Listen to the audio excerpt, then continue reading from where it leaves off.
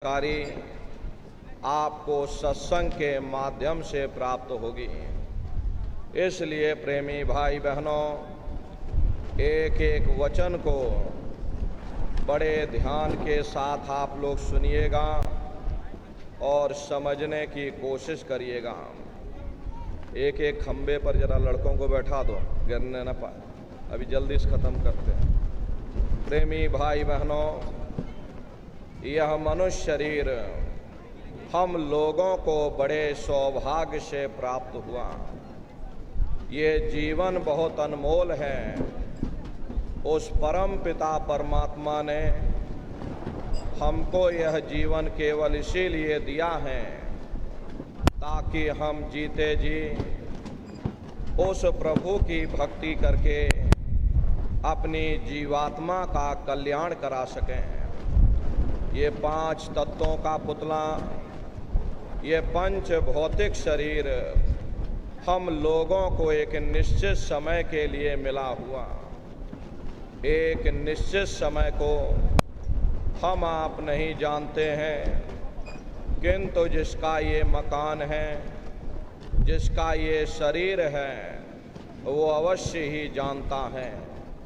और समय पूरा हो जाने पर मकान मालिक जबरदस्ती इस मकान को खाली करवा लेगा। उस समय न जमीन जायदाद काम आएगी, ना ये धन संपत्ति काम आएगी। जीवात्मा को निकाल करके इस शरीर से बाहर कर दिया जाएगा। ये शरीर हमारा आपका यहीं जमीन पर गिर पड़ेगा, क्योंकि जीवात्मा के निकल जाने के बाद में ये शरीर सिर्फ एक माटी का पुतला है, उससे ज़्यादा कुछ भी नहीं। इसीलिए महात्मा कहते हैं कि भाई मिली नरदेह यह तुमको, बनाओ काज कुछ अपना, पचो मत इस जग में, जानियो रैन का सुपना। प्रेमी भाई बहनों, जैसे रात में हम लोग स्वप्न देखते हैं, हालांकि उस समय पर हमें स्वप्न सच मालूम पड़ता, असली प्रतीत मालूम होता है। लेकिन जब हम सुबह उठते हैं, जब हमारी आंखें खुलती हैं, तब हमें होश आता है, नहीं भाई हम तो स्वप्न देख रहे थे, ये सब भ्रम है। ठीक उसी प्रकार से ये दुनिया भी 10-20-100 साल का स्वप्न है। अब आप कहोगे हम जाग रहे, परंतु प्रेमी भाई बहनों, ऐसा हरगिज नहीं है। जिस दिन मौत का वक्त आएगा, हम आप रोएंगे, हाय हाय करके चिल्लाएंगे कि हाय हमने सारी जिंदगी यूं ही स्वप्न में गुजार दी। जागने का समय तो अभी आया था, जो कुछ करना था अभी करना था।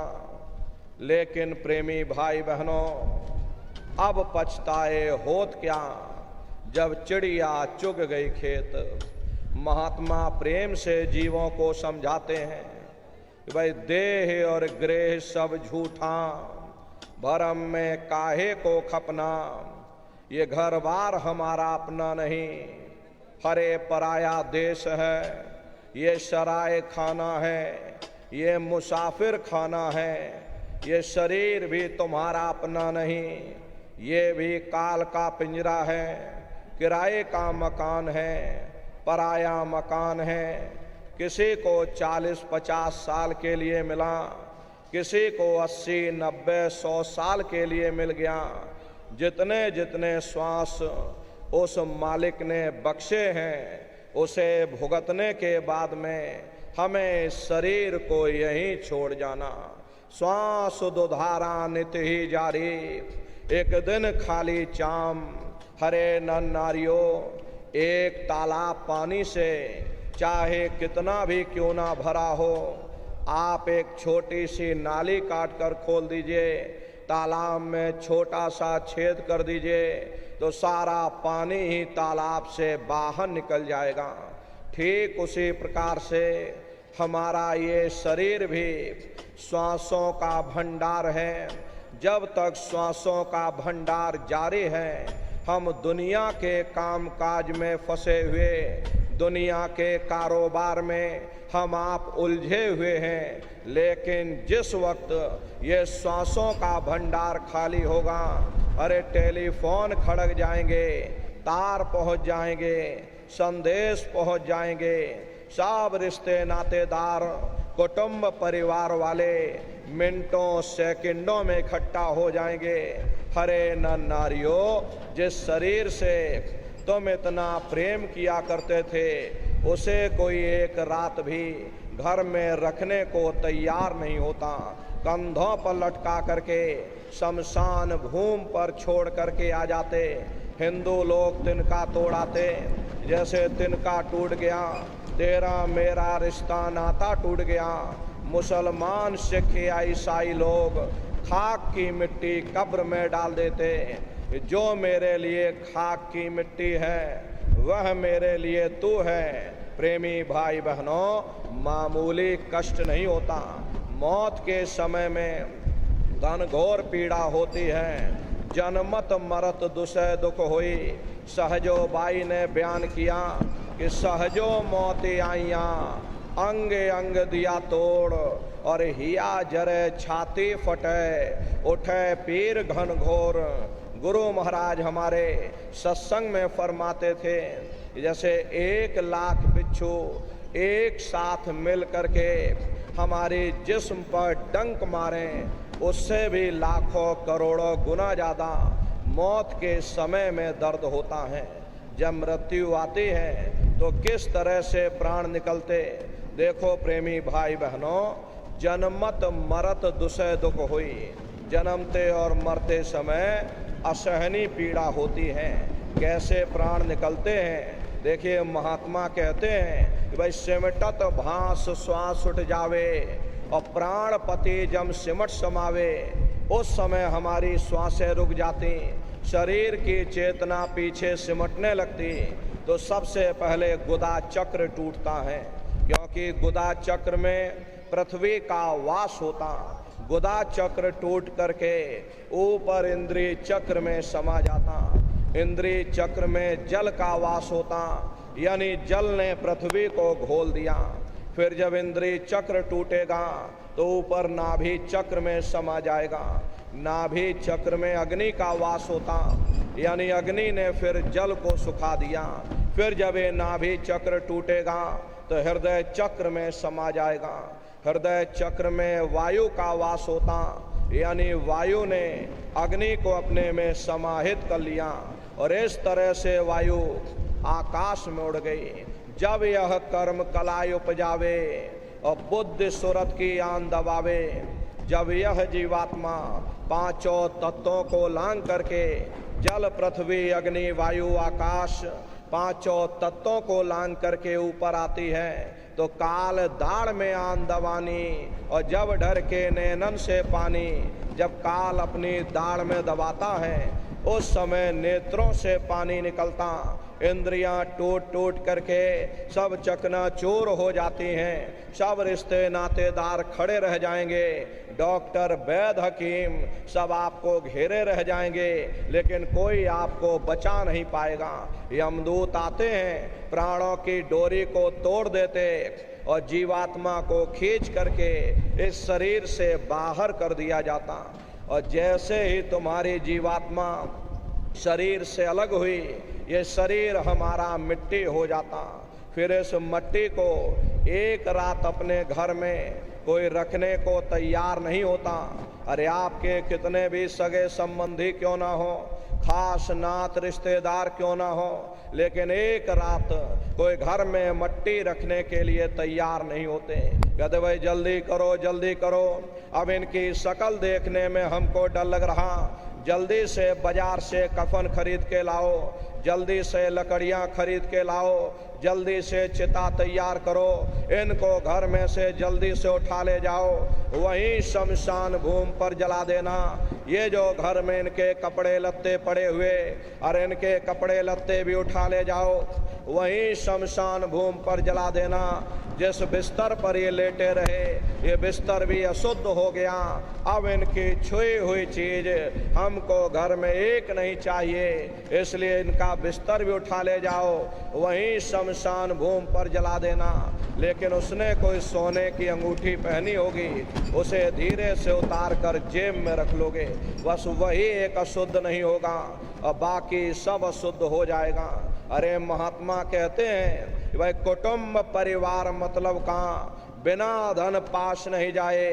ये रिश्ते नातेदार, ये कुटुंब परिवार वाले, ये सब स्वार्थ के संगी साथी हैं। हरे न नारियों, आज तुम्हारी जेब में पैसा है, सब जैसे तैसे तुमसे रिश्तेदारियां कायम कर लेंगे। आज जेब खाली हो जाए, कोई किसी को याद करने वाला नहीं। 13 दिन बाद 13वीं मना दोगे, लड्डू पूड़ी पकवान बना करके खिला दोगे, फिर जाने वाले को कोई याद नहीं करता। अभी बूढ़े बुजुर्गों से पूछा जाए कि क्या तुमको तुम्हारे माँ बाप की याद आती है, तो कहेंगे भाई नहीं आती। अरे क्यों नहीं आती?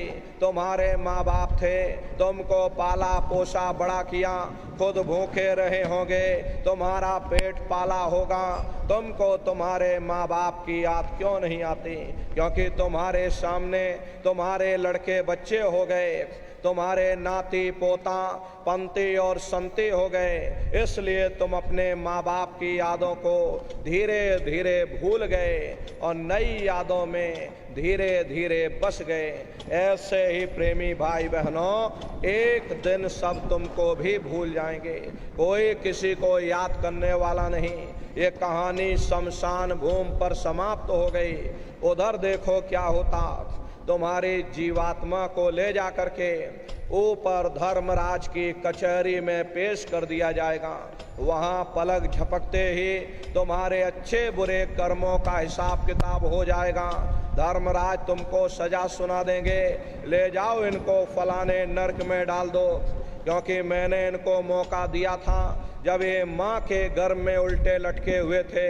उस समय इन्होंने मुझसे प्रार्थना की थी कि हे मालिक, मुझे एक बार मौका दे दो, मुझे एक बार मनुष्य शरीर दे दो, हम भजन करेंगे, भक्ति करेंगे, हम अपनी जीवात्मा का कल्याण करेंगे।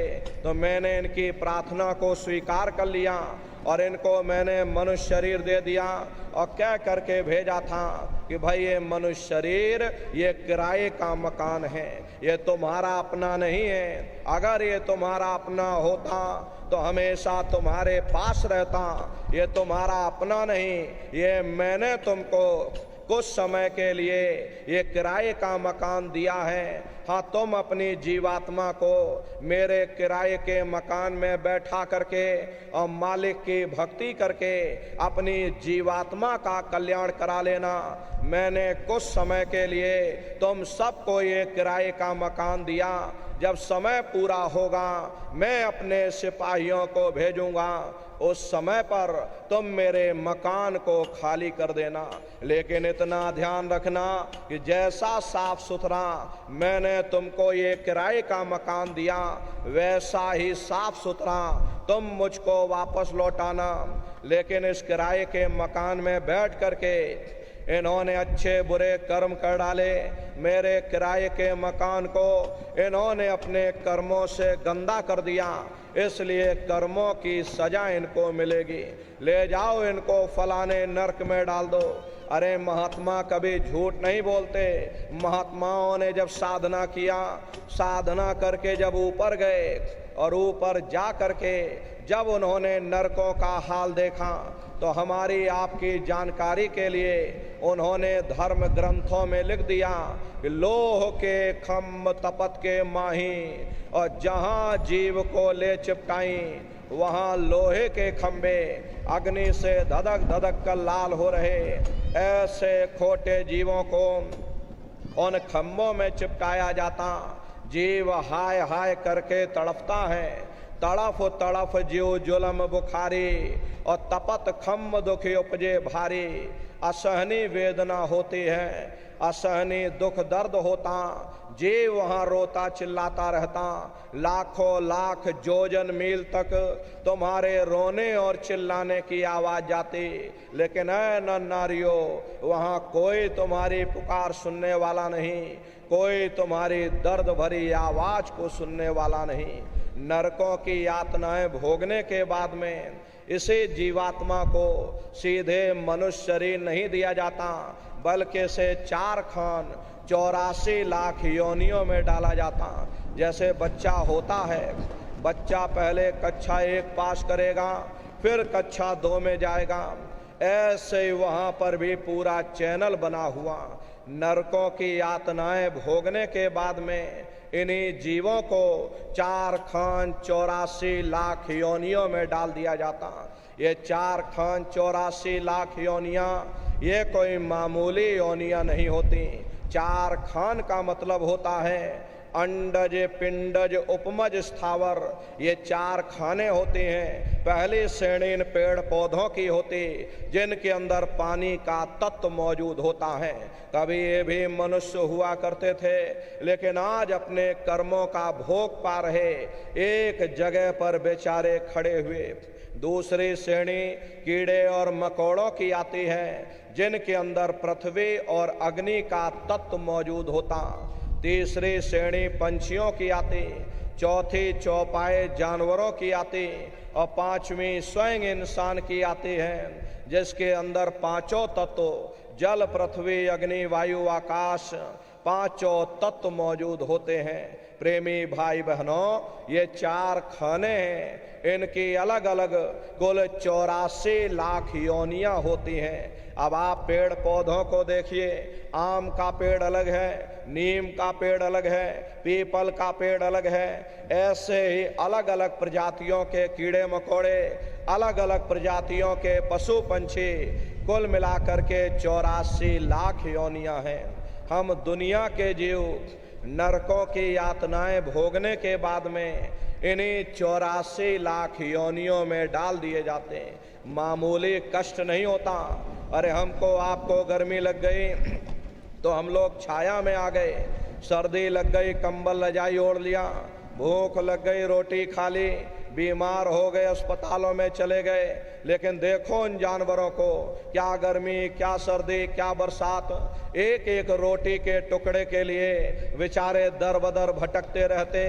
किसी का हाथ कट गया, किसी का पैर कट गया, किसी को जीते जी काट डाला, मुर्गी की गर्दन ही मरोड़ डाली।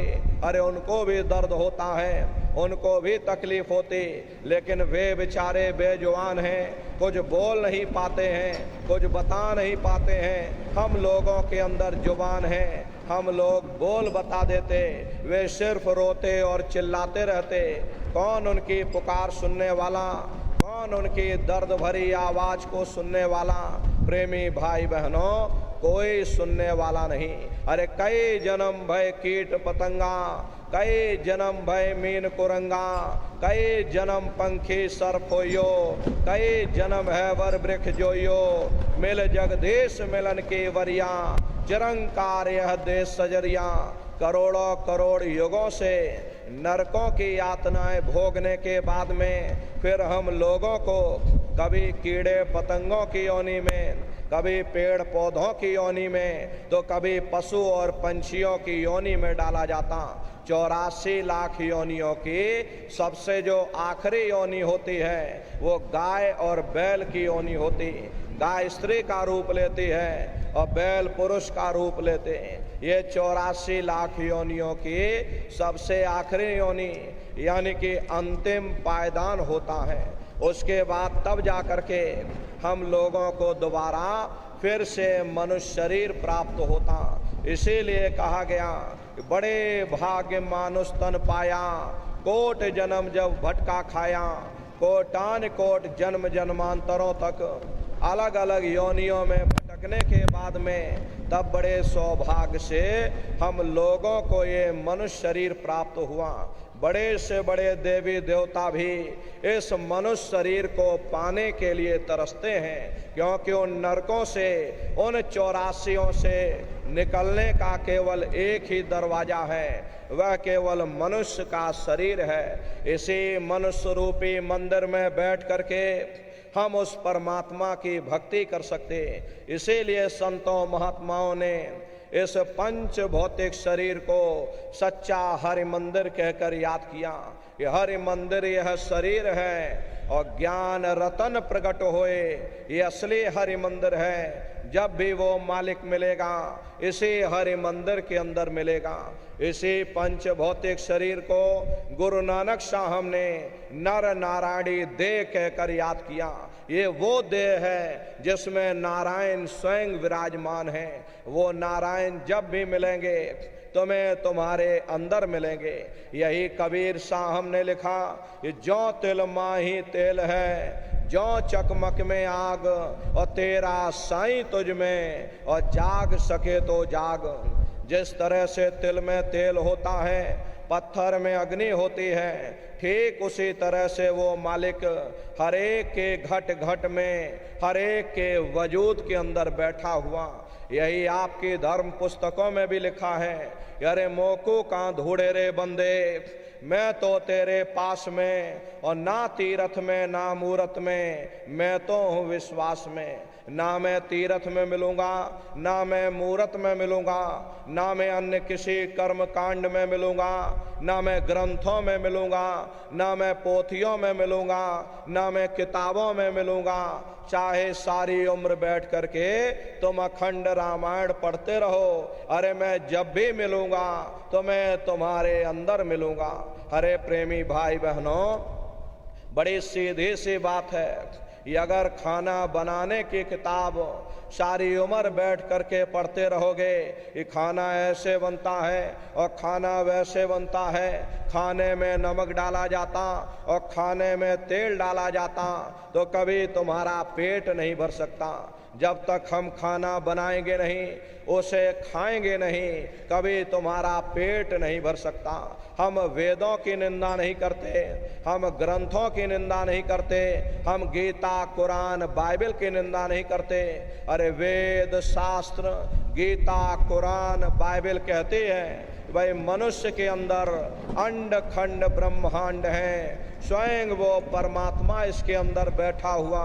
चलो अंदर चलो, अंदर चल करके उस परमात्मा का दर्शन दीदार करो। अब सवाल ये उठता है भाई आखिर हम अपने अंदर जा करके उस परमात्मा का दर्शन कैसे करेंगे? तो इसके लिए संतों महात्माओं ने केवल 3 साधन बताए। साधन 3 सारे वर्णे और साधन सब थोथे मान। इस कलयुग में उस मालिक को पाने के लिए संतों महात्माओं ने केवल 3 साधना बताई। पहला है सुमरन, दूसरा है ध्यान और तीसरा है भजन। सुमरन कहते हैं मालिक को याद करना, ध्यान कहते हैं दृष्टि को एकाग्र करना, और भजन कहते हैं कान में उंगली डाल करके उस शब्द को सुनना, उस नाम को सुनना, उस देववाणी आकाशवाणी को सुनना जो 24 घंटे तुम्हारे अंदर गूंज रही। प्रेमी भाई बहनों, ये सुरत शब्द नाम योग की साधना है। संतों का जो इतिहास रहा, संतों के इतिहास में सबसे पहले कबीर साहब आए जिन्होंने सुरत शब्द नाम के भेद को जाहिर किया। उसके बाद गुरु नानक साहब आए, गुरु नानक साहब ने भी सुरत शब्द नाम के भेद को जाहिर किया। और फिर और भी महात्मा आए, कबीर, नानक, दादू दरिया, भीखा, रविदास, पलटू जगजीवन। आप चित्रकूट में चले जाइए, गोस्वामी जी महाराज जिन्होंने रामचरित्र मानस बनाई, उन्होंने भी सुरत शब्द नाम के भेद को जाहिर किया। राजस्थान की धरती पर मीराबाई हुई, सहजोबाई हुई, उन्होंने भी उस मालिक को पाया, तो सुरत शब्द नाम की कमाई करके पाया। प्रेमी भाई बहनों, ये सुरत शब्द नाम योग की साधना है। इस साधना की 3 क्रियाएं हैं। पहला सुमरन, दूसरा ध्यान और तीसरा है भजन। तो कैसे आप लोग सुमरन करोगे, कैसे आप लोग ध्यान करोगे और कैसे आप लोग भजन करोगे, जरा अच्छी तरह समझ लीजिएगा और फिर घर पर बैठ करके करिएगा। तो सबसे पहले सुमरन कैसे किया जाएगा? सुमरन करने के लिए एक माला आप लोग ले लेना। ये देखिए प्रेमी भाई बहनों, 108 दाने की ये माला है। इसमें कुल दानों की संख्या 108 है। अपने अपने घरों में बैठ करके बाहर से अपनी आंख को बंद कर देना। दोनों आंखों के मध्य भाग में अपने ध्यान को एकाग्र करके और दाने दाने पर जय गुरुदेव नाम का उच्चारण करिएगा। हर दाने पर जय गुरुदेव नाम, हर दाने पर जय गुरुदेव नाम, जय गुरुदेव जय गुरुदेव जय गुरुदेव, कुल 108 बार करिएगा। दोबारा इसी जगह फिर वापस आ जाओगे। जब आप जय गुरुदेव नाम का उच्चारण करोगे तो दोनों आंखों के मध्य भाग में अपने ध्यान को एकाग्र करके और दाने दाने पर जय गुरुदेव नाम का सुमरन आप सभी लोग करिएगा। जिसको आप याद कर रहे हो, एक समय ऐसा आएगा वो अंतर में तुम्हारे सामने प्रकट हो जाएगा।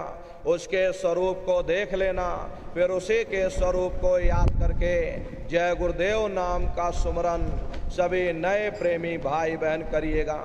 दूसरी बार फिर यहीं से जय गुरुदेव नाम का सुमरन, तीसरी बार फिर यहीं से जय गुरुदेव नाम का सुमरन। इस तरह से कुल 8 बार जय गुरुदेव नाम का सुमरन सभी नए प्रेमी भाई बहन करिएगा।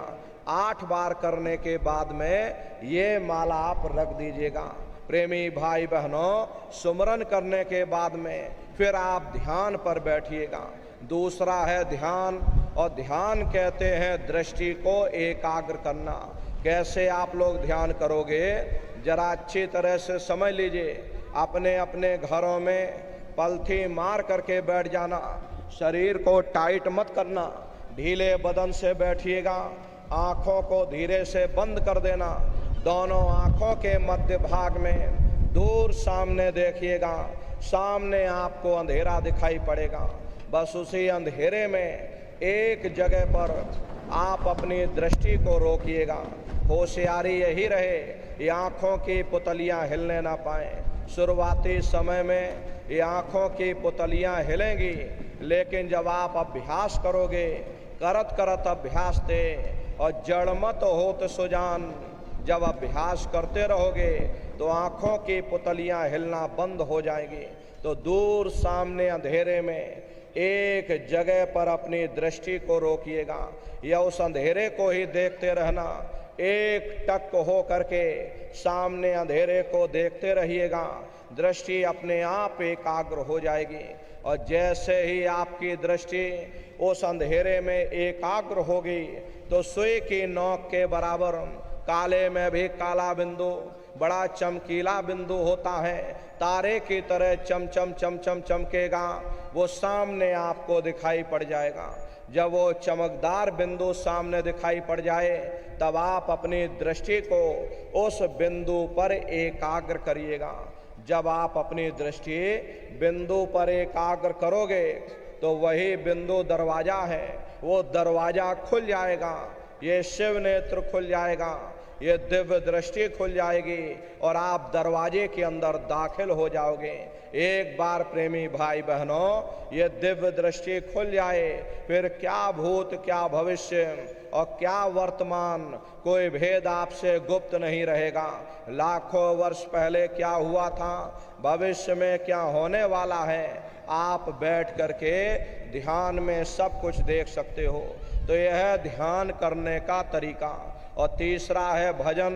प्रेमी भाई बहनों, गाने बजाने का नाम भजन नहीं है, नाच गाना ढोल मजीरा का नाम भजन नहीं है। भजन कहते हो उस रूहानी आवाज को सुनना जो 24 घंटे तुम्हारे अंदर गूंज रही।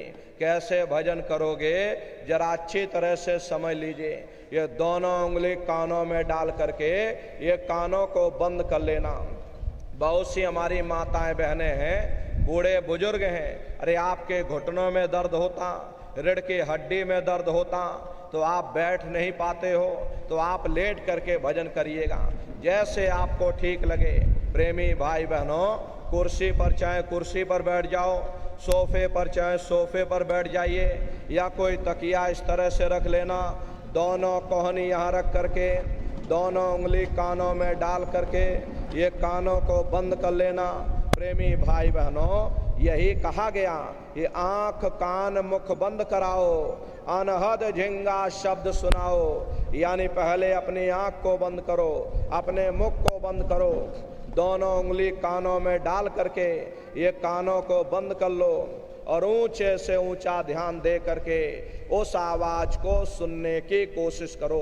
प्रेमी भाई बहनों, जब आप अपने कानों को बंद करके ऊंचा ध्यान दे करके सुनोगे तो आपको ऐसा मालूम पड़ेगा कि कहीं सीटी जैसी आवाज हमारे कानों में गूंज रही है। टी, इस तरह से सीटी जैसी आवाज शुरू में आप सभी को सुनाई पड़ेगी। करना कुछ नहीं है, लेटे हो चाहे बैठे हो, बस आप उस आवाज को सुनते रहना और सुनते सुनते उसी में लीन हो जाओ।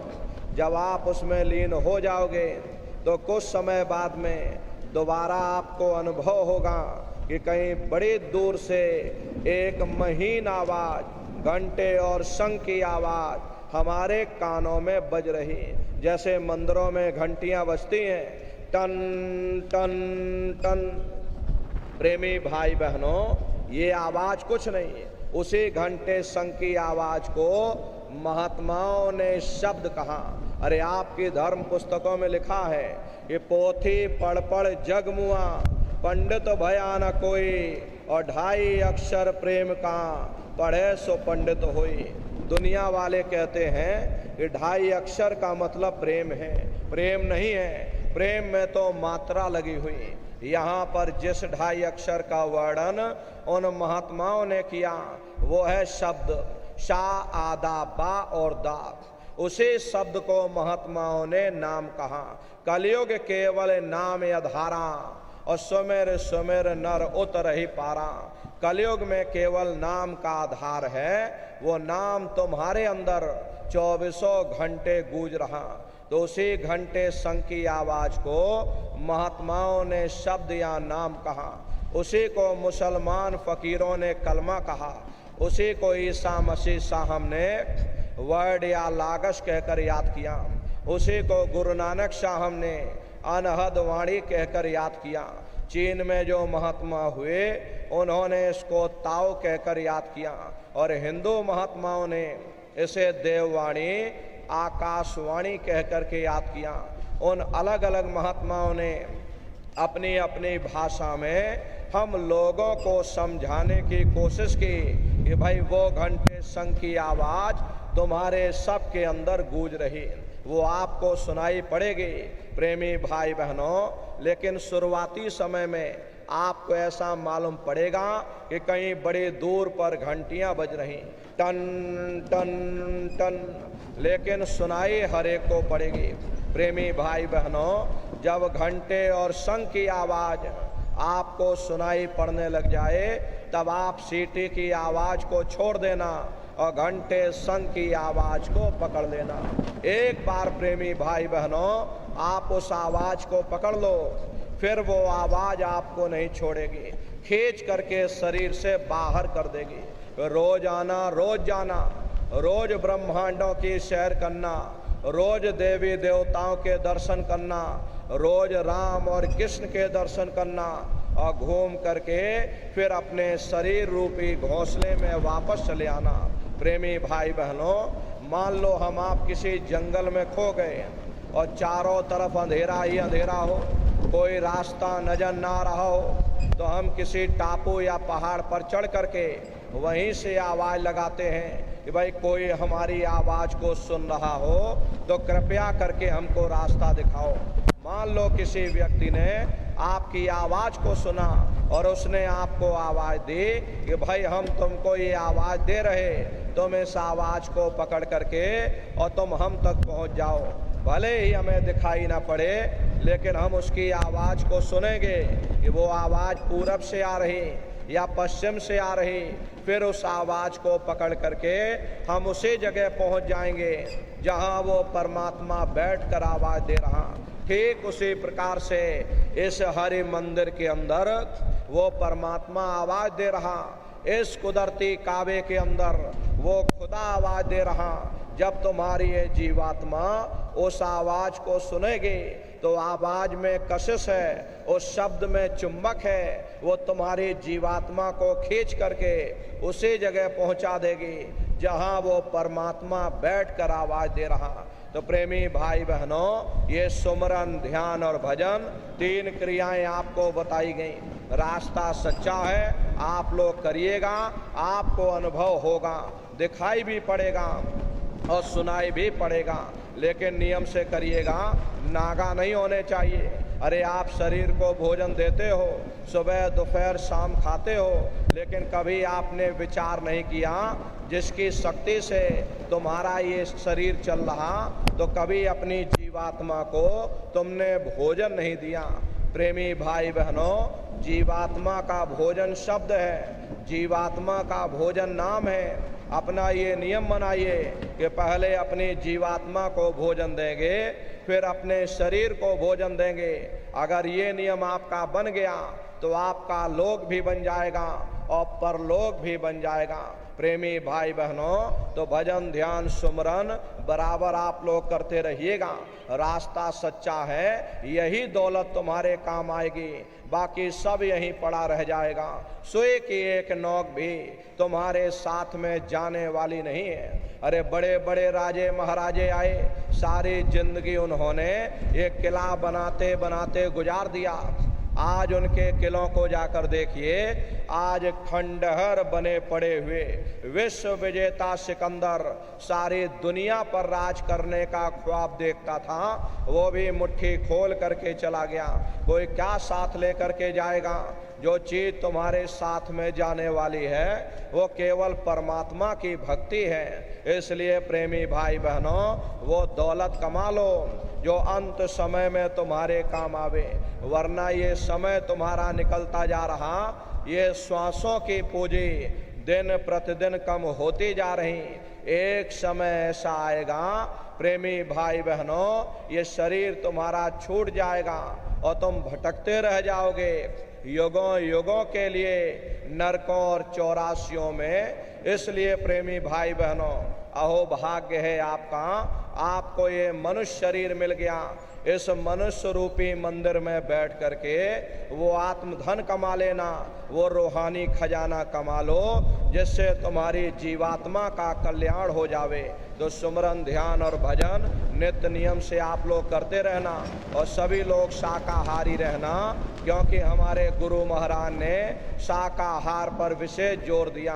गुरु महाराज हमारे कहते थे, ए बच्चे बच्चियों, तुम लोग शाकाहारी रहना, शाकाहार का प्रचार करते रहना, इसी से देश और दुनिया में भारी परिवर्तन होगा। अरे नर नारियों, परिवर्तन कोई कानून बनाने से नहीं होता, परिवर्तन कोई आंदोलन करने से नहीं होता, परिवर्तन कोई तोड़फोड़ करने से नहीं होता। परिवर्तन तब होता है जब लोगों के विचार बदलते हैं, लोगों की भावनाएं बदलती हैं, और विचार जब बदलेंगे जब लोगों का खान पान शुद्ध होगा। अरे देसी कहावत है कि जैसा खाए अन्न और वैसा होए मन। जब इंसान पशुव्रती भोजन करेगा तो उसकी बुद्धि स्वतः ही पशुओं जैसी हो जाएगी, सोच विचार उसका चिंतन स्वतः ही पशुओं जैसा हो जाएगा। फिर जिस शराब के नशे में माँ बहन बेटी की पहचान खत्म हो जाए, उस शराब को पी करके यह कैसे पता चलेगा कि क्या अच्छा और क्या बुरा है?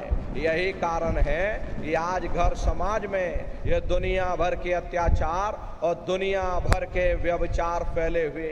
अरे हम लोग मंदिर बनवाते हैं, उन मंदिरों में नहा धो करके जाते हैं, कहते भाई परमात्मा के रहने की जगह है, हमको नहा धो करके जाना चाहिए, फूल अगरबत्ती ले जाना चाहिए। कोई उन मंदिरों में कूड़ा कचरा नहीं डालता। अगर कूड़ा कचरा डालोगे तो आपस में लाठियां चल जाएंगी।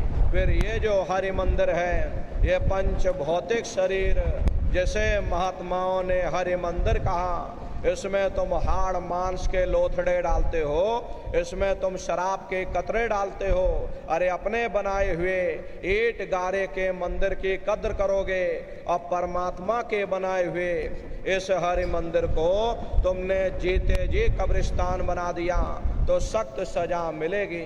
अरे महात्माओं ने लिखा है कि तिल भर मच्छी खाई के कोट गौदय दान और काशी करवट जा मरे निश्चय नरक निदान। यदि तिल भर भी मच्छी खा करके फिर चाहे कोटान कोट गौओं का दान करो और काशी में जा करके मत्था रगड़ते रगड़ते अपनी पूरी जिंदगी वहां पर गुजार दो, फिर भी तुमको तुम्हारे गुनाहों की सजा मिलेगी, कोई बच नहीं सकता। क्योंकि ये कर्म भूमि है, यहाँ तुम जैसा कर्म करोगे वैसा ही फल तुमको मिलेगा। देखिए इस कर्म भूमि पर कृष्ण भगवान तक नहीं बच पाए। उस समय बाली को छिप करके बाण मारा, वही बाली कृष्ण अवतार में बहेलिया बन करके आ गया। कृष्ण भगवान के पैरों में पद्म चमकता था, हिरण की आंख समझ करके और बहेलिये ने निशाना मार दिया। और जब पास में आकर के देखा कृष्ण भगवान थे, अफसोस करने लगे। लेकिन कृष्ण भगवान ने उसको समझाया, इसमें तुम्हारा कोई दोष नहीं, उस समय हमने तुमको मारा, आज तुमने हमको मार दिया, हमारा तुम्हारा अदला बदला पूरा हो गया। कर्म प्रधान विश्व रच राखा और जो जस करे सो तस फल चाखा। ये कर्मों का ऐसा देश है, यहाँ तुम जैसे बीज बोगे वैसे ही फसल काटोगे। इसलिए प्रेमी भाई बहनों, आपसे हमारी प्रार्थना है कि आप लोग शाकाहारी रहिएगा। अरे तरह तरह की बीमारियां जो आज के समय में आ रही, इसका मुख्य कारण एक ही है, लोगों का खान पान गंदा हो गया। अपनी बुद्धि से आप विचार करिए, इंसानों के खून में जब जानवरों का खून मिल जाएगा, इंसानों के अंदर जब जानवरों के कीटाणु पहुंच जाएंगे तो न जानवरों की दवा काम में आएगी न इंसानों की दवा काम में आएगी। परिणाम क्या होगा? ऐसी महामारियां फैलेंगी। इसलिए नर नारियों, आपसे हमारी प्रार्थना है कि आप लोग शाकाहारी रहिएगा। कोई ऐसा नशा मत करना जिससे बुद्धि तुम्हारी पागल हो जाए और घर में माँ बहन बेटी की पहचान खो दो। अरे आप अपने आप को कट्टर हिंदू मानते हो, अरे भाई हम कट्टर हिंदू हैं, हमसे बड़ा सनातनी दुनिया में कोई दूसरा नहीं। हम राम को मानने वाले हैं और हम कृष्ण को मानने वाले हैं। अरे आप राम को मानते हो और आप कृष्ण को मानते हो तो उनके आदर्शों पर भी चलना सीखो। राम ने कभी नहीं कहा कि तुम मांस खाओ या कृष्ण ने कभी नहीं कहा कि तुम शराब पियो।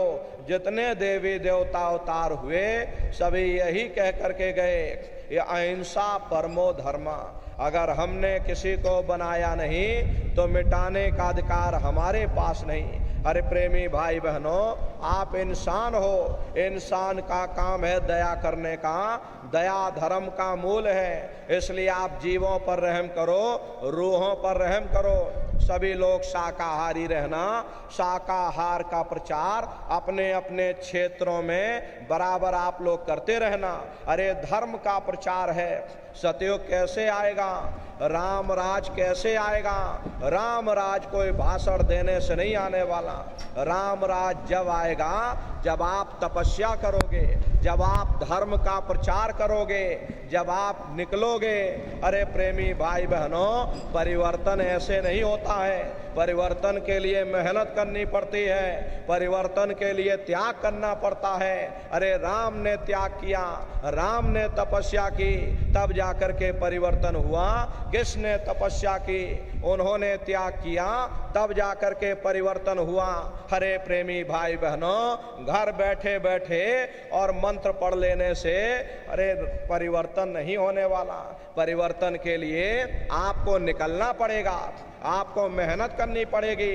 गुरु महाराज के संदेशों को जन जन के बीच में पहुंचाना होगा। अरे आप प्रेमी भाई बहनों को गुरु महाराज तैयार करके गए। अरे आप अपने गुरु महाराज के मेहनत और पसीने के जलाए हुए चिराग हो। अगर एक एक चिराग एक एक गांव में पहुंच जाएगा, ये पूरा गांव प्रकाशवान हो जाएगा, ये पूरा समाज प्रकाशवान हो जाएगा।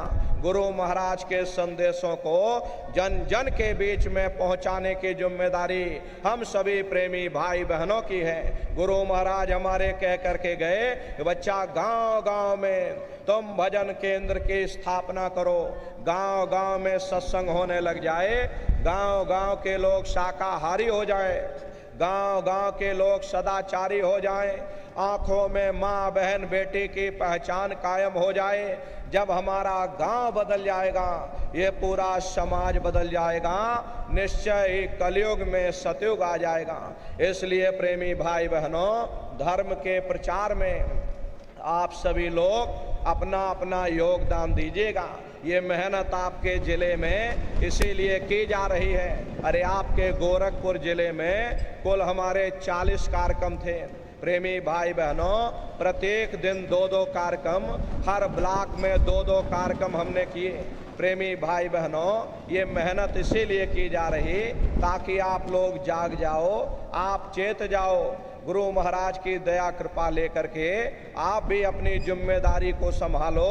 गुरु महाराज के संदेशों को जन जन के बीच में पहुंचाने की जिम्मेदारी आप लोगों की भी है, क्योंकि आप लोग भी अपने मालिक के चिराग हो। इसलिए मेहनत आप लोग भी करिएगा, शाकाहारी का प्रचार आप लोग भी करिएगा।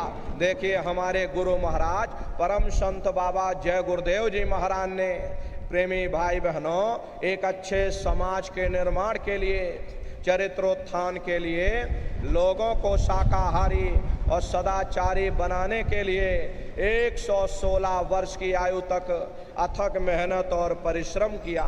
हमारे गुरु महाराज ने अपने गुरु की याद में मथुरा आश्रम पर इतना विशाल मंदिर बनवाया। गुरु महाराज हमारे कहते थे, बच्चा मंदिर का वो देवता वहाँ पर बैठ करके बरकत बांट रहा। अरे आप लोग आइए, वहाँ कोई रुपया पैसा नहीं चढ़ाया जाता, कोई चंदा चुटकी नहीं।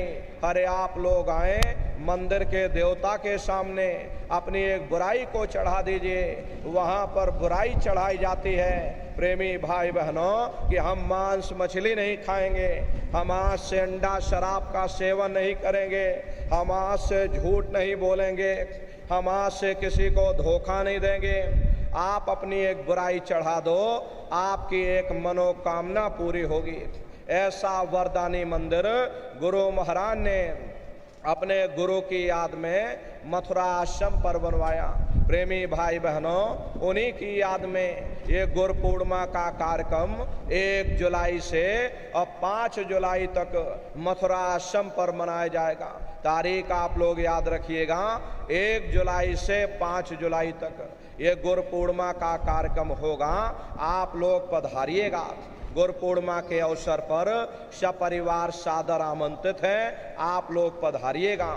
अपने अपने बच्चों को भी साथ में लेकर के आया करिए। हम लोग ये सोचने लगते हैं, अरे बच्चों को क्या करेंगे ले जाकर, ये बच्चे छोटे हैं, इनको घर में रहने दो, इनको पढ़ाई लिखाई करने दो, अभी इनकी पढ़ाई लिखाई की उम्र है। ये सत्संग सुनना, ये भजन पूजा पाठ करना, ये तो हम लोगों का काम है। इन बच्चों को घर में पढ़ाई लिखाई करने दो। बस यहीं पर हम आप धोखा खा जाते हैं। प्रेमी भाई बहनों, अरे पढ़ाई लिखाई जरूरी है, हम ये बात आपकी मानते हैं कि आज के युग में शिक्षा बहुत जरूरी है। अरे हमको भी गुरु महाराज ने पढ़ाया लिखाया, हम कोई अंगूठा छाप नहीं है। गुरु महाराज ने हमको भी पढ़ाया लिखाया। प्रारंभिक शिक्षा हमारे गुरु महाराज की जन्मभूमि पर हुई, वहीं हम प्रारंभिक शिक्षा हुई 1 से लेके 5 तक पढ़े। उसके बाद गुरु महाराज ने मथुरा बुला लिया, आगे की पढ़ाई लिखाई हमने भी मथुरा में की। 10वीं किया, 12वीं किया, BA किया, LLB किया और LLB करके वकील भी बने।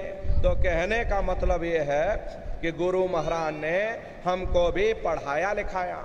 लेकिन प्रेमी भाई बहनों, पढ़ाई लिखाई के साथ साथ अच्छे संस्कार भी जरूरी है। और संस्कार कोई MA BA की डिग्री करने से नहीं पढ़ते, संस्कार कोई डिप्लोमा करने से नहीं पढ़ते। अगर MA BA की डिग्री करने से बच्चों के अंदर संस्कार पड़ जाते तो हिंदुस्तान में इतने वृद्धाश्रम न खोले गए होते। अरे संस्कार पढ़ेंगे महात्माओं के वचनों से, संस्कार पढ़ेंगे सत्संग के माध्यम से। ये बच्चे देश के भविष्य हैं, इन बच्चों के अंदर अच्छे संस्कार डालना ये समय की बहुत बड़ी मांग है। इसलिए प्रेमी भाई बहनों, बच्चों पर विशेष ध्यान दीजिएगा। है प्रेमी भाई बहनों, इन बच्चों पर विशेष आप लोग ध्यान दीजिएगा, इनको बराबर सत्संग में लाते ले जाते रहिएगा। इनको प्रेमी भाई बहनों बराबर अपने अपनी निगाह में रखिएगा। आज के समय में बच्चों के अंदर संस्कार की कमी देखी जा रही, वरना पहले के समय में अकेले माँ बाप अपने 4-4 बच्चों को पाल लेते थे। लेकिन आज के समय में वही 4-4 बच्चे, वही MA BA और डिग्री और डिप्लोमा किए हुए बच्चे अपने माँ बाप को रोटी नहीं खिला पा रहे। शादी हो जाती है, घर परिवार बांट करके रख दिया, जमीन जायदाद बांट करके रख दी, चूल्हा चौका बांट करके रख दिया, यहाँ तक कि माँ बाप को भी बांट करके रख दिया। 10 दिन तुम हमारे घर में छोड़ दो और 10 दिन बाद तुम अपने घर में ले जाना। प्रेमी भाई बहनों, ये संस्कारों की बहुत बड़ी कमी है। अरे प्रेमी भाई बहनों, अपने बच्चों के ऊपर अगर आप ध्यान नहीं दोगे तो प्रेमी भाई बहनों, तुम्हारे चले जाने के बाद में तुम्हारे बच्चे संसार में भटकते रह जाएंगे, अपने दरबार को भूल जाएंगे। इसलिए बराबर अपने साथ बच्चों को सत्संग में लाते ले जाते रहो, उनको दरबार में लाते ले जाते रहो। माताओं बहनों, ये बच्चे तुम्हारी धरोहर हैं, ये बच्चे तुम्हारी पूंजी हैं। अपनी पूंजी को संभाल करके रखिएगा। इनको आप अच्छी शिक्षा दीजिए, इनको अच्छे संस्कार देना, इनको भी शाकाहारी बनाना, इनको भी सदाचारी बनाना, इनको भी चरित्रवान बनाना। अरे इनको भी तुम राम और कृष्ण बना दो। यही बच्चे बड़े होकर के माँ बाप का नाम रोशन करेंगे, घर और समाज का नाम रोशन करेंगे। इसलिए प्रेमी भाई बहनों, अपने अपने बच्चों के साथ, इष्ट मिष्ट परिवार वालों के साथ आप सभी प्रेमी भाई बहन गुरु पूर्णिमा के कार्यक्रम में सपरिवार पधारिएगा। मोटी मोटी बात आपको जल्दी में बता दी गई, क्योंकि प्रेमी भाई बहनों हवा बहुत तेज चल रही, हमको भी आगे जाना है। अब हमारा ये आखिरी कार्यक्रम सहजनवा में होगा। प्रेमी भाई बहनों, करीब करीब 20 दिन हम यहाँ पर रहे और 20 दिन में हमने कुल यहाँ पर 39 कार्यक्रम आज पूरे हो गए। कल आपका 40वां कार्यक्रम सहजनवा की धरती पर इस गोरखपुर में ब्लॉक लेवल के कार्यक्रम का समापन हो जाएगा। तो प्रेमी भाई बहनों, सहजनवा आप लोग समय निकाल करके पधारिएगा। मौसम ठीक रहेगा, वहाँ बाग बगीचा है और विस्तार से आपको कुछ बातें बताई जाएंगी। तो आप लोग समय निकाल करके अपने गोरखपुर जिले के समापन के कार्यक्रम में सहजनवा में पहुँचिएगा और भजन ध्यान सुमरन बराबर आप लोग करते रहिएगा। इसी के साथ